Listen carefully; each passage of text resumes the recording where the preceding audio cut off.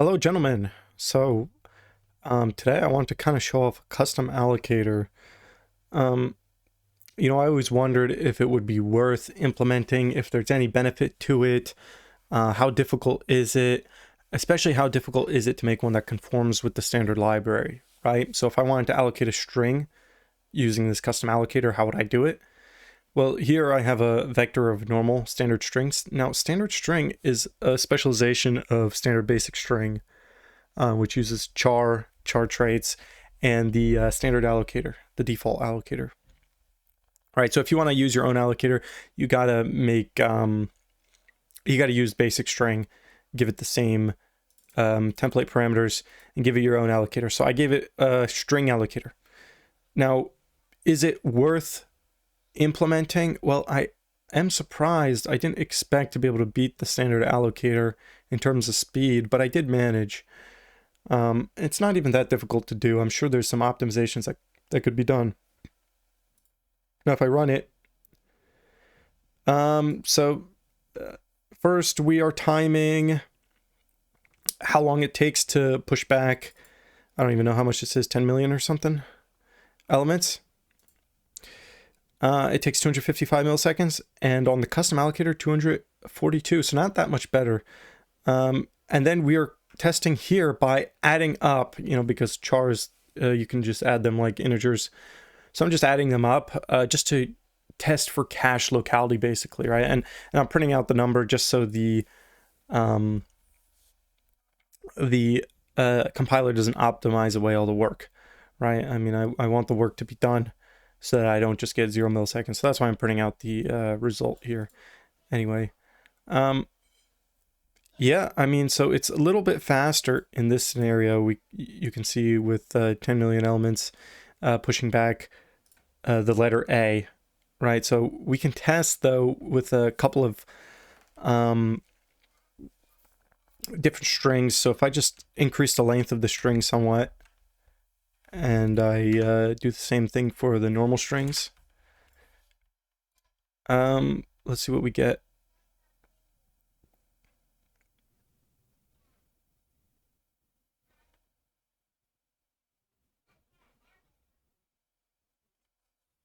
Okay, so you can already see it is significantly faster in both scenarios. So this size of string apparently is really beneficial to the custom allocator. It's a little more than half the time in order to allocate the strings, and the cache locality's got to be much better, because you can see it takes half the time in order to iterate over them, which is kind of wild. Now, I could imagine using this for a lot of different scenarios. I mean, the biggest problem that I have occurring very often is I want to make a vector of vectors, or a vector of strings, right? And so these strings, they're going to be placed all over the place if you allocate them in a vector, because each string is going to have their own allocation. I realize now the first situation was probably exactly the same with the custom allocator and with the default allocator, because this is probably just short string optimized, right? But yeah, anyway, if you got a vector of strings, they're going to be placed everywhere, and you're going to have terrible cache locality. I always wanted to just, for example, pre-allocate a vector and allow my strings to be placed in that vector, for example. So that's not exactly what I'm doing with this custom allocator, but I am doing something similar. I'm just pre-allocating a block. In this case, I'm doing 32 megabytes. It seemed to be, or am I doing 32 megabytes? No, I'm doing 512 kilobytes, which seemed to be a pretty good number. It was pretty fast with that number. And all the strings are going to be placed contiguously, because the custom allocator places them contiguously. I mean, there is downsides to it, but it's clearly possible to make it faster in both allocation time and in cache locality. Right, so I want to do a much bigger string. Let's see here. This is what I'm going to use as the much bigger string.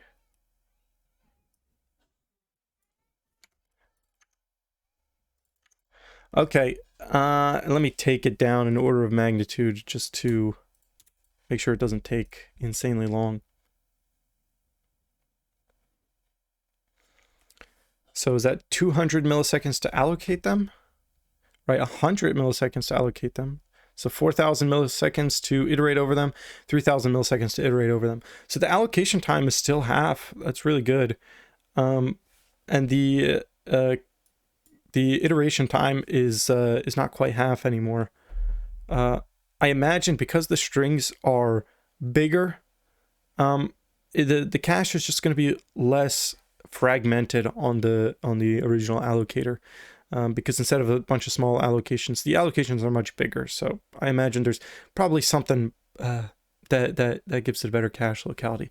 That's why it's not quite as meaningful a difference this time. It's only what is that, 25% instead of 100% or whatever. You know, it was a lot faster. Previous, it was half the time. Yeah. So how does this custom allocator even work?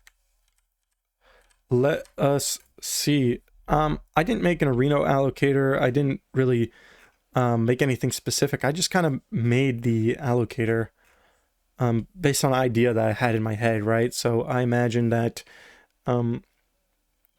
these strings, whatever this allocator was going to use, is going to last majority of the lifetime of the program.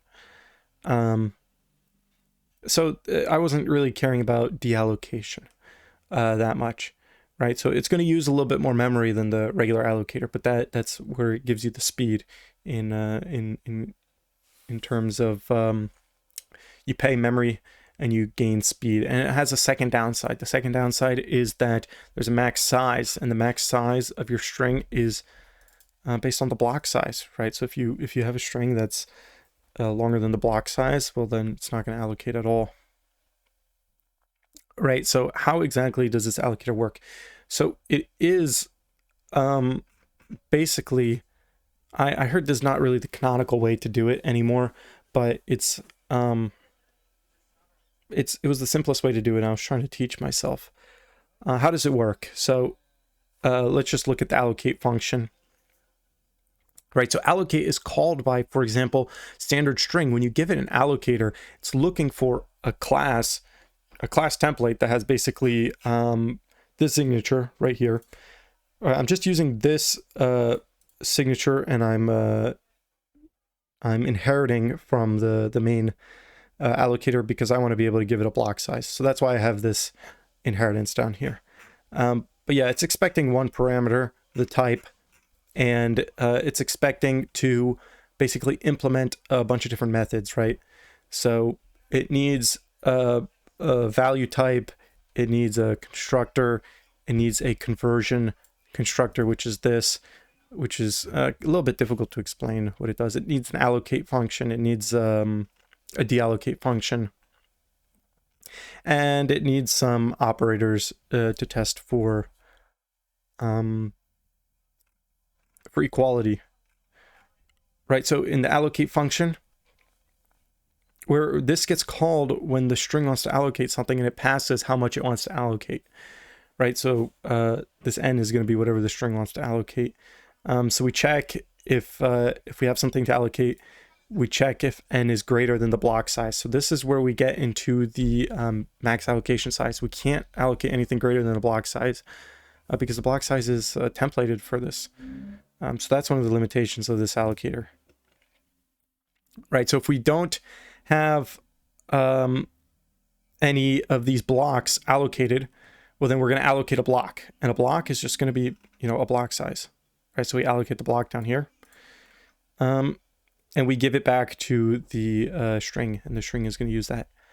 So if we have right here, we check if there is not enough space in the block for the string, right? So if the string is greater than the remaining space in the block, well, then we're going to allocate a new block, right? So that's a little bit of an inefficiency, right? So if the block is 90% full and it can't fit the last string, essentially the end of that block is going to be wasted space. And And then down here, if none of those checks come through, then we know we're good to place the string basically contiguously within the same block right after the next string based on the block offset. So we have this block offset, we have this block index, which indexes into our blocks array, right? And the blocks array is an array of alloc info, which we're carrying a reference count to that block, and we're carrying a pointer to the block. So when we deallocate, right, the string is going to try to deallocate its own pointer, which is going to point somewhere in the middle of a block since we allocated somewhere in the middle of a block, right? So we have to have these alloc infos in order to store the pointer to the original block pointer so we can deallocate them. And the size is the reference count. So how many allocations are participating in that block, right? So if we have a block of 512 kilobytes, it might allocate 1,000 strings in there. All right, so this reference count, when it gets to 0, we finally deallocate the block. So when the string calls deallocate on our blocks, it basically just decrements the reference count. And once the reference count gets to 0, that block is fully deallocated. So the deallocation wastes a little bit of memory in terms of waiting for this block to fully decrement for no allocations to be left before it deletes it. Right? But if you're using this in a very certain style in your program, it's very efficient. And I'm sure there could be a lot more optimizations made to it. I'm not sure what this is most similar to in terms of a allocator. It might be some type of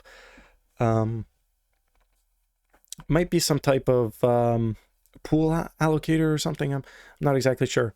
Okay. So when we deallocate, we're going to get pointers from the string to where the string was allocated at, right? So when the string allocates something, it's most likely going to be placed in the middle of a block, right? And so the block will just place the string in the middle of the block. Since the block is pre-allocated, it doesn't have to ask for any new memory. It doesn't have to allocate any blocks. And so it basically returns the pointer into that block back to the string. But when the string deallocates, we can't deallocate the block.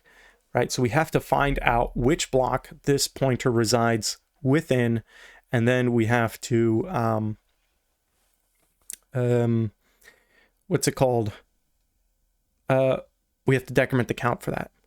The way I'm finding that, now I think there could be simpler or maybe more efficient methods to do this, but since I have such a large block size of 512 kilobytes, this happens so infrequently that it doesn't seem to matter all that much right now. Maybe later it would matter, but basically we're doing a binary search into a vector that sorts the blocks by the pointer. So obviously pointers are contiguous in memory. So one pointer, right? The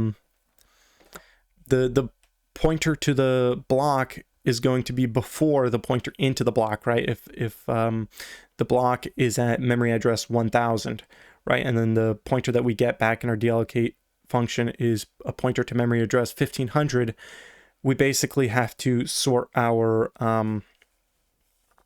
list of blocks and find the one block that is first in line for holding that pointer.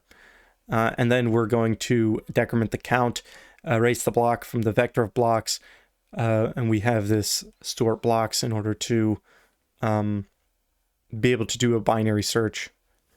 It seems to work well enough for what's going on here. I was thinking about just using some type of set or map or something in order to do this. But the name of the game is all cache locality here, so I used the vector to keep it all cache local. The members are all static, so I found out that when you give a custom allocator to a string, it makes a copy of that custom allocator. And I didn't want the allocator to be holding a bunch of copies, or all those strings to be holding a bunch of copies. That kind of defeats the purpose of the custom allocator, right? We're going to be allocating all these blocks for each of these strings and having each of these vectors for all those strings. It defeats the purpose. So they had to be static. So that means that each instance of the string allocator class is going to have its own static members here, as well as its own block size, right? So we can basically specialize this allocator. You know, if I made a new one, I could make one for a different block size, right? So if I made one for a block size of, 600 kilobytes, well, then we would have a new set of static variables here.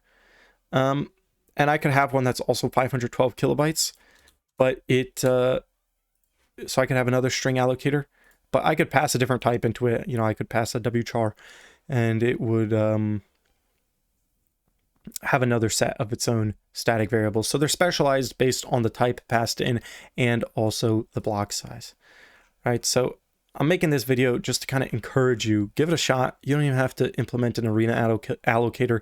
You can implement whatever allocator you feel like implementing, specific to your niche, right? I always just wanted to make my vector of strings cache local, and so I've kind of done that here. I can think of another way to make it cache local, but it would make the reallocations more expensive, and it would kill the pointer. It would you wouldn't be able to get pointers to it because it would reallocate often. So I could make it even more cache local by basically expanding this block and then reallocating like a vector would do, but it doesn't seem worth it in this scenario. Just allocate another block. 512 kilobytes is pretty large, right? So it's pretty cache local. And I tested with higher block sizes. It doesn't make that much of a difference, right? So if I had 3 zeros here for 512 megs, we're again roughly the same performance, I think.